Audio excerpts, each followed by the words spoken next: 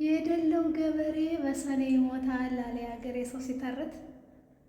እስቲ 5 ሚሊዮን የሚሸጥ ቤት አሳይኝ በፈጠረሽ። እኔ እስከ ዛሬ ድረስ 5 ሚሊዮን የሚሸጥ ቤት ሰምቼም አላውቅም። ግን 5 ሚሊዮን ብር አለ እንዴ? እኔ እኮ 5 ሚሊዮን የማውቀው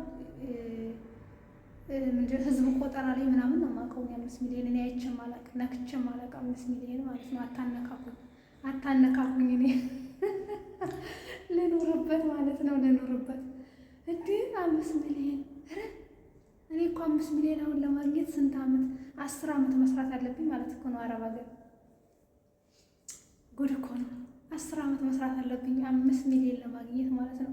ኧረ 10 ዓመት ሰርቼ ራሱ ማግኘት አይመስለኝም። እና የኔ ቆንጆ እስካሁን እዚህ ላይ አልደረስኩም።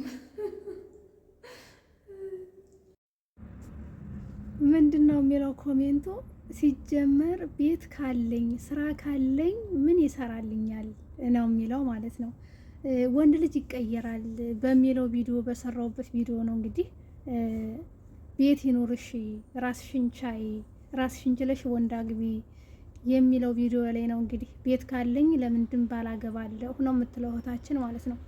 የኔ ቆንጆ ቤት ይኖርሽ፣ የራስሽ ነገር ይኖርሽ፣ ግን ደግሞ ማለት ነው ልጅ ያስፈልጋል። እውነት ለመናገር በአሁኑ ሰዓት ትክክለኛ ባል ወይም ትክክለኛ ትዳር ለማግኘት በጣም ከባድ ነው። ግን ደግሞ ወደንም ጠላንም ልጅ መውለድ አለብን ማለት ነው። ለፍተን ደክመን ግዴታ ልጅ ሊኖረን ይገባል። የፈለገ ቢሞላን የፈለገ ቢተርፈን ልጅ ከሌለን ምንም ደስታ የለም ማለት ነው።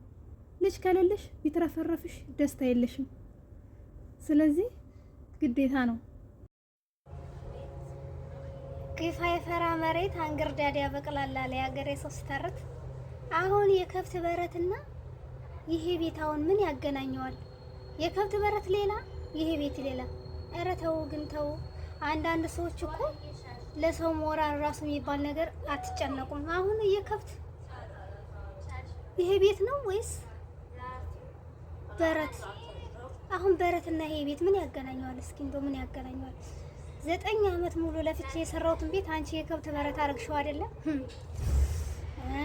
ተከርኖ ይብሰል እናቴ። ስንትን ባንደፈሰሰበት፣ ስንት ጉልበት እንደወጣበት፣ ስንት ላብ እንደተንጠፈጠፈበት አንቺ አታውቂም።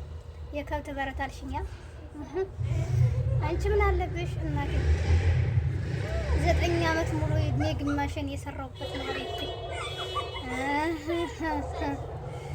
እንግዲህ እስኪ ይሁን። ኮሜንቱ ምንድን ነው የሚለው መሰላችሁ? በሞቴ ስንት ፈጀ ቤቱ። በሞቴ ስላልሽ ማለፍ አልችልም፣ ጥላትሽ ይሞት ማለት ነው። እና በነገራችን ላይ በወሰድኩት ቪዲዮ ነው ማለት ነው። ባለፍ የሆነ ቪዲዮ ወስጄ ነበረ፣ የቤት ቪዲዮ ማለት ነው። በነገራችን ላይ የወሰድኩት ቤት የኔ አይደለም፣ የኔ ቤት ይሄ ነው የምታየው እዚህ ጋር ማለት ነው። እና ውስጡን ደግሞ የውስጡን ቪዲዮ ደግሞ ለቀዋለሁ፣ ያን ጊዜ ታየዋለሽ ማለት ነው። የኔ ቤት የፈጀው 1.600 ሺህ ብር ነው የፈጀው ማለት ነው። የውጩ በር ሳይገጠም ነበር፣ ከዛም በኋላ ነው ያስገጠምኩትኝ ማለት ነው። ይሄ እንኳን የኔ ቤት አይደለም፣ ዝም ብዬ ነው የወሰድኩት፣ የሰው ነው ማለት ነው።